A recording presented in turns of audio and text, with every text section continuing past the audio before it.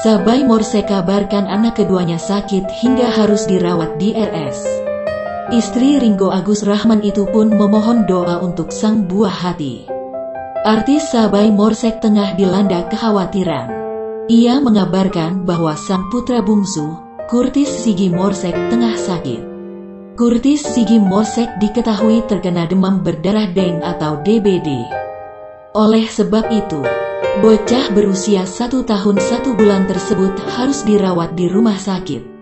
Sabai pun setia menemani putranya. Mars tampak lesu, tangan kanannya pun masih dipasangi infus.